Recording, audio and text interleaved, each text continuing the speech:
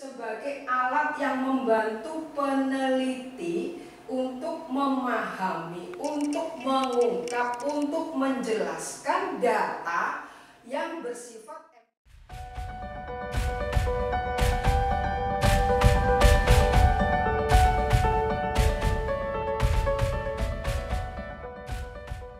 teori adalah sebagai suatu alat, ya.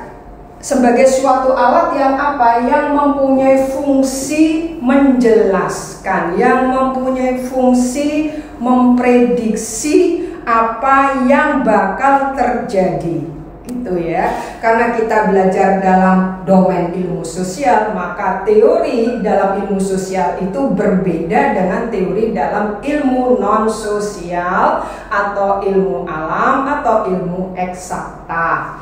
Secara umum, ya, saya membuat suatu kategori, ya, ini juga sudah disampaikan oleh para ahli bahwa secara umum teori itu ada dua jenis. Yang pertama adalah teori yang bersifat normatif dan yang kedua teori yang bersifat empirik.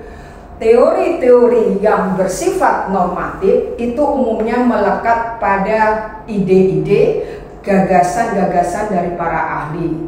Tetapi kalau kita bicara tentang teori dalam pengertian atau sifatnya yang bersifat empirik, nah maka teori itu mempunyai fungsi, mempunyai peran sebagai apa? Sebagai alat yang membantu peneliti untuk memahami, untuk mengungkap, untuk menjelaskan data yang bersifat empiris yang kita peroleh dari serangkaian proses panjang penelitian di lapangan. Itu, ya.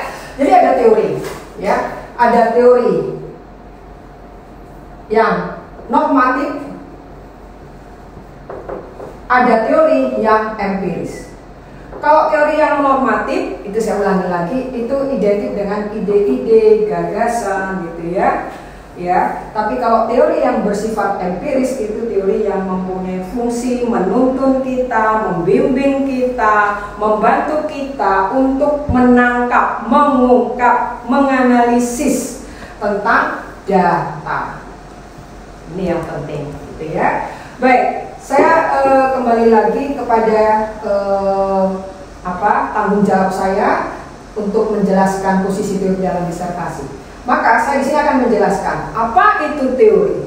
Teori itu adalah suatu pernyataan yang digeneralisasi, suatu pernyataan, ya, suatu hubungan antar konsep, hubungan antar definisi, hubungan antar proposisi yang mempunyai fungsi menjelaskan dan memprediksi. Khusus untuk kelas ini saya fokus pada teori yang bersifat empiris, tidak pada teori yang bersifat normatif. Karena kalau dalam kita belajar di bidang yang lain, ya, bidang ilmu sosial yang lain, bukan sosiologi yaitu ilmu politik, maka ketika kita bicara tentang teori yang memiliki sifat normatif, itu kita ngomong ide-ide politik. Ya, misalnya ide-ide politiknya Plato, ya, ide-ide politiknya Aristoteles, itu ada ide-ide politiknya Machiavelli, Thomas Hobbes dan sebagainya. Kita tidak bicara yang di situ. Saya bicara yang di sini, empiris.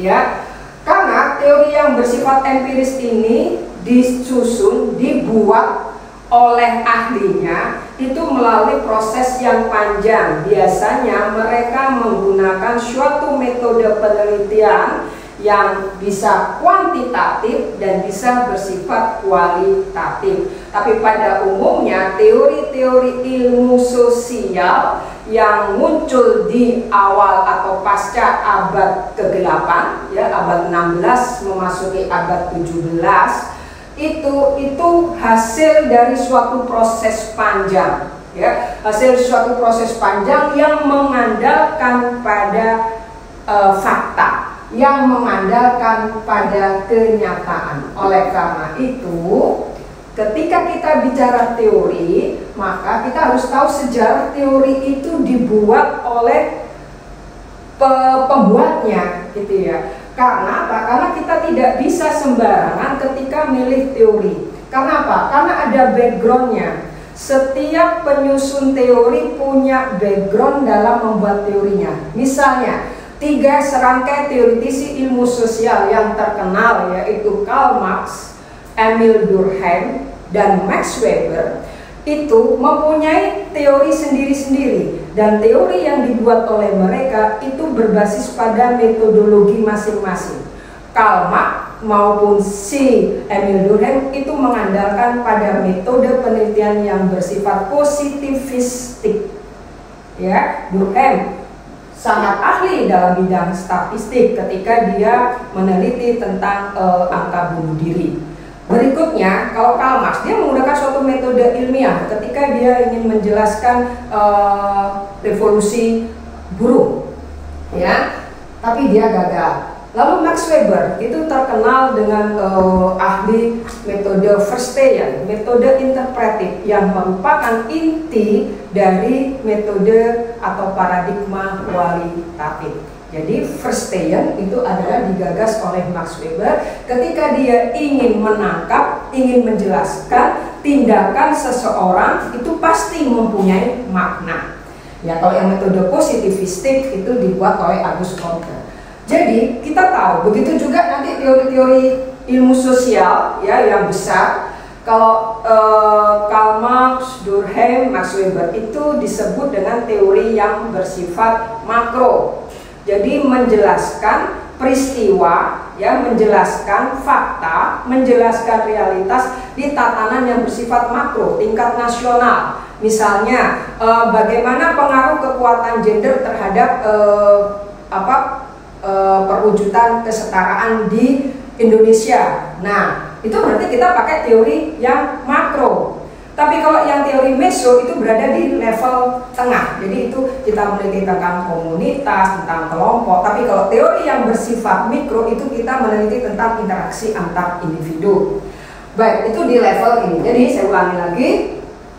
Teori itu apa? Teori itu seperangkat konstruk, konsep, variabel, ya. Jadi dia ada konsep, ada variabel, ada definisi, ada proposisi. Itu kita, dan menyusunnya itu melalui proses yang sangat panjang, bisa menggunakan metode kualitatif dan metode kuantitatif, bisa menggunakan metode positivistik dan menggunakan metode interpretif. Nah, jadi yang saya tekankan di sini, ketika Bapak Ibu nanti memilih disertasi, maka kita harus tahu background teori itu.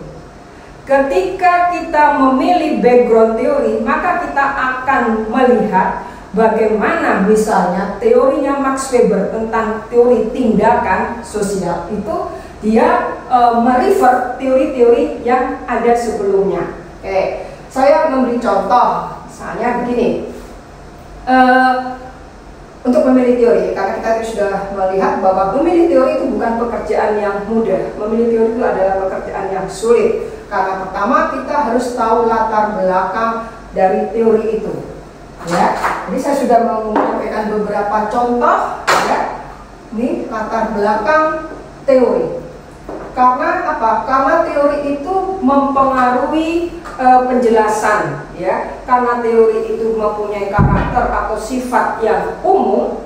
Teori itu general, namanya teori itu general, ya. Dan umumnya teori-teori ilmu sosial ketika pada masa sebelum abad 20 itu umumnya disusun dengan menggunakan metode positivistik, ya.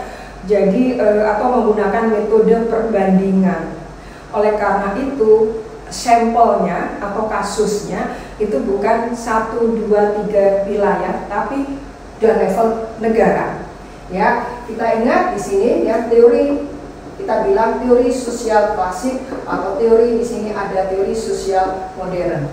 Setelah itu ada teori post-struktural. Semua teori-teori yang berawalan post-struktural, ya, teori-teori dari Anthony Giddens, teori-teori dari Michel Foucault, Bourdieu, Baudrillard dan lain-lain, itu adalah teori yang mencoba menjembatani kelemahan dari teori-teori struktural fungsional yang berlaku selama ini. Karena apa? Karena dianggap tidak memadai lagi dalam menjelaskan realitas, sudah tidak relevan lagi dalam menjelaskan gejala-gejala, sudah tidak relevan lagi dalam memustakan suatu masalah yang ada di suatu daerah yang diteliti.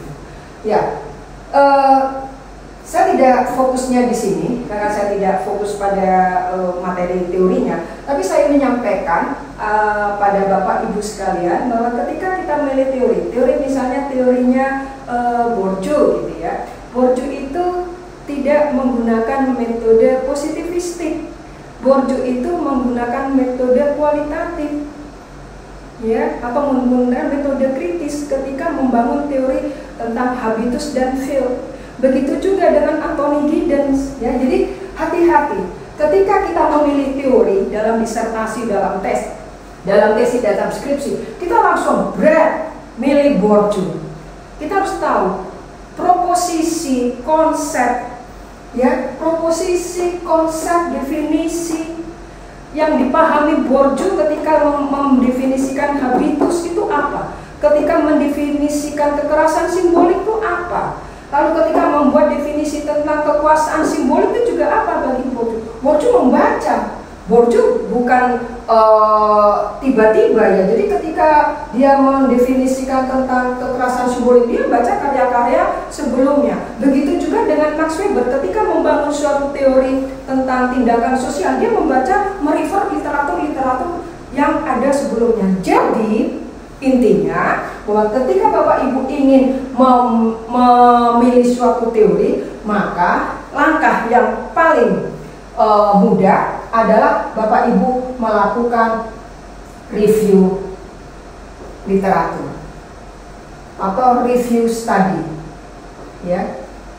Ibu-ibu, bapak-bapak di sini harus melakukan kajian literatur dulu, karena kajian literatur ini akan membantu Bapak Ibu dalam memilih teori, asalkan satu topiknya jelas.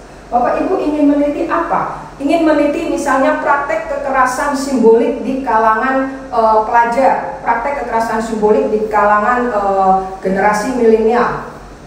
Itu, maka ada kata kunci, ini memang diajarkan ya, saya tidak menyebut satu-satu. Ini memang diajarkan oleh para ahli bahwa ketika kita menentukan topik, menentukan tema, ya paling tidak itu sudah mengandung hubungan antar konsep.